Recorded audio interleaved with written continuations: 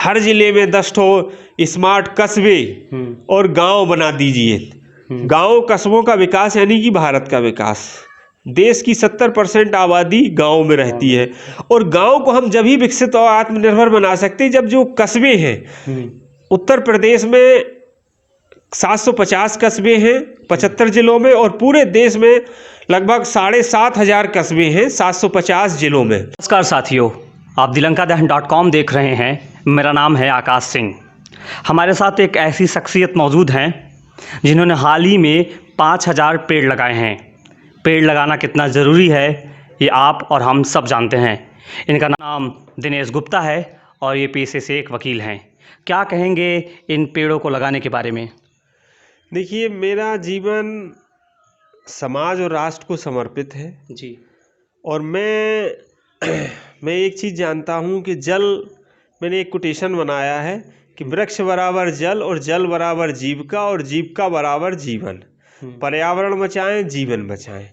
अगर इस भारतवर्ष को परम वैभव को पर ले जाना है तो वृक्षारोपण एक ऐसा माध्यम है जिसके माध्यम से हम इस न केवल भारत की बल्कि विश्व की बहुत बड़ी सेवा कर सकते हैं। तो इसको देखते हुए और एक वृक्ष अपने जीवन काल में 1 करोड़ का वरदान अनुदान देता है, तो इसको हम अपना ध्येय वाक्य मानते हुए पर्यावरण के लिए जितना सब संभव हो सका आज तक मैंने किया। इसी क्रम में सरकार से हमें बहुत सारी मदद मिली, निःशुल्क पेड़ उपलब्ध हुए, वो हम डायरेक्ट जनता को उपलब्ध कराते हैं। और कुछ पेड़ हमने आधे दाम पर सरकारी नर्सरियों से हम पेड़ लेते हैं, वृक्ष लेते हैं, और उनको आधे हम व्यक्तिगत अपने पॉकेट मनी से जो पैसा बचाते हैं उससे, और आधा जो लगाता है उससे हमने जो है लगभग कुछ जो फलदार वृक्ष हैं वो लगवाए हैं।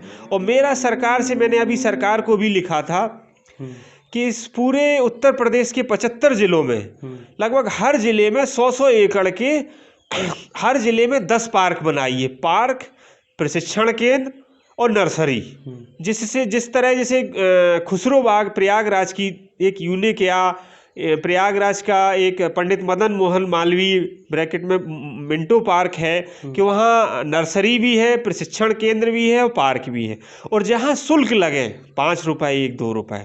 तो मैंने सरकार को ये लिखा था कि एक तो आप टोकन मनी लगा दीजिए कि एक कम से कम निःशुल्क किसी को पेड़ ना दीजिए, क्योंकि जब निःशुल्क पेड़ कोई ले जाता है तो उसकी प्रॉपर देखभाल नहीं होती है, वह पेड़ और वृक्ष जो है पेड़ नहीं का रूप नहीं ले पाता। तो मैंने सरकार से रिक्वेस्ट, सरकार के जो प्रतिनिधि हैं उनसे, हमारी उच्च अधिकारी हैं उनसे इस संदर्भ में वार्ता चल रही है कि कम से कम 1 रुपए टोकन मनी जरूर लीजिए। तो मेरा वृक्षारोपण और पर्यावरण को लेके काफ़ी और भी हम पर्यावरण से संबंधित और भी इशू पे बात करते, मतलब काम करते हैं कि जैसे हर जिले में 10 ठो स्मार्ट कस्बे और गांव बना दीजिए। गांव कस्बों का विकास यानी कि भारत का विकास। देश की 70% आबादी गांव में रहती है और गांव को हम जब ही विकसित और आत्मनिर्भर बना सकते हैं जब जो कस्बे हैं, उत्तर प्रदेश में 750 कस्बे हैं 75 जिलों में, और पूरे देश में लगभग 7,500 कस्बे हैं 750 जिलों में।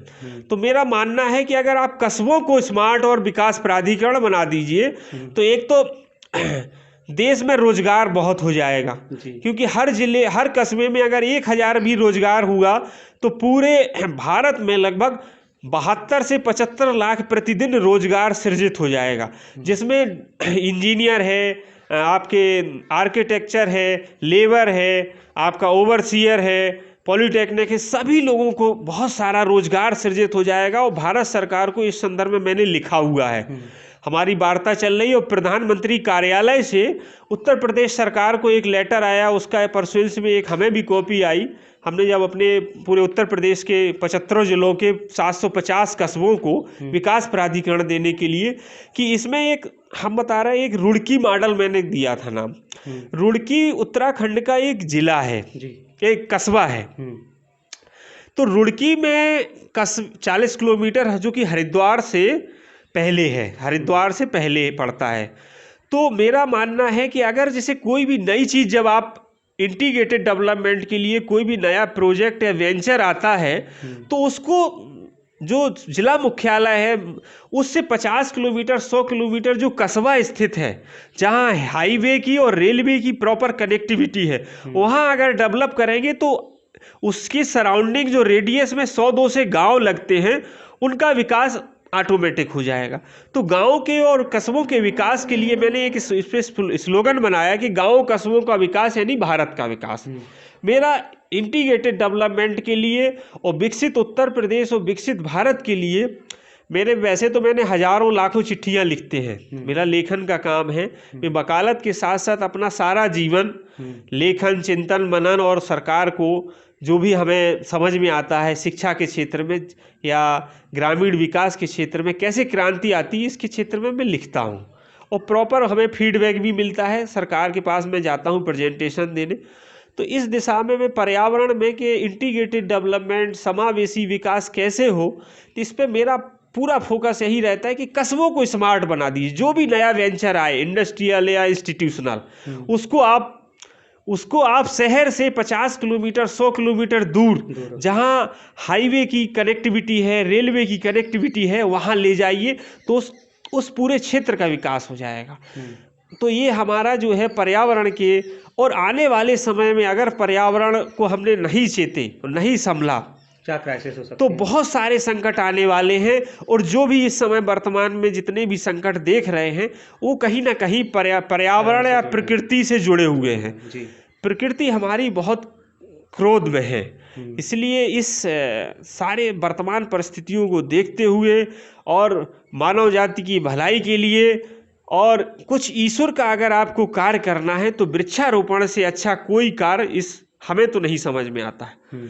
क्योंकि एक वृक्ष से हम क्या मतलब हमारा किसी को, मेरा अपना यहाँ तक मानना है, किसी को अगर वाकई में अपने सौभाग्य का सृजन करना हो तो वो वृक्ष लगा दे, उसके जीवन में सौभाग्य ऑटोमेटिक बरसने लगेगा। हाँ, क्या प्लानिंग है आपकी? कितने पेड़ लगाना चाहेंगे अपनी ज़िंदगी में? मेरा तो ये मेरा सीधा सा मैंने बताया कि मेरे 2 ही सूत्र हैं कि मुझे जो सरकार से पौध मिलती है तो वो मैं निःशुल्क बांटता हूँ, लोगों के घर तक पहुँचाता हूँ या उनसे कह देता हूँ या उन्हें बुला लेता हूँ कि आ जाइए आप निःशुल्क ले लीजिए। और मेरा उद्देश्य जीवन का यही, और जिसको फलदार वृक्ष लेना है वो हमसे आधे दाम पे, चूँकि मैं जो भी वकालत से अर्न करता हूँ, मेरा अपना जीवन का एक ध्येय है कि 10% से 25% जीवन का समय, श्रम, धन, योग्यता। मैं चूँकि पंडित श्री राम शर्मा आचार्य जी का शिष्य हूँ, गायत्री परिवार से, गायत्री साधक हूँ, और मेरा एक जीवन का एक ही लक्ष्य है कि इन हाथों से कुछ ऐसा अच्छा करके जाएं और बड़ा करके जाएं देश समाज के लिए कि हम अपने जीवन में जब हमारा रीबर्थ हो तो हमें लगे कि हाँ, हमने अपने जीवन में कुछ अच्छे कर्म करके ही। खुश है आप जब आप पीछे मुड़ के देखते हैं अपने कामों को? हाँ। तो कैसा महसूस होता है आपको? मुझे तो इतनी खुशी होती है कि मैं कोई भी मेरा जीवन धन्य हो गया, सार्थक हो गया, और मुझे जीवन दुनिया का कोई पद, सब पद बहुत छोटे लगते हैं ये कार्य करने से, वृक्षारोपण के कार्य करने से या समाज के कार्य करने से, दीन दुखियों की सेवा करने से। मुझे बहुत मैं पंडित मदन मोहन मालवीय जी का एक कोटेशन मुझे याद आ रहा कि जीवन में कुछ बड़ा और अच्छा करने के लिए कोई बहुत ज़रूरी नहीं है कि राजनेता बना जाए या बहुत बड़ा अधिकारी बना जाए। आप बिना राजनेता बने हुए MLA MP या कोई भी पद बड़ा, या जो मंत्री या कोई बहुत बड़ा अधिकारी बने हुए भी आप बहुत समाज के बहुत बड़े बड़े काम कर सकते हैं, क्रांति ला सकते हैं। और निश्चित तौर पे लोगों को क्या संदेश देंगे, क्या कहना चाहते हैं लोगों से आप? लोगों से मैं यही कहना चाहता हूँ कि अपने जीवन में अगर आप वाकई में सुख चाहते, शांति चाहते, समृद्धि चाहते, तो कुछ वृक्षारोपण जैसे पुनीत कार्य में आप आगे आएँ। आपकी आने वाली पीढ़ियाँ आप राज करेंगी। आने वाली पीढ़ियों के स्वास्थ्य के लिए, समृद्धि के लिए, ऐश्वर्य वैभव के लिए आप वृक्षारोपण करिए।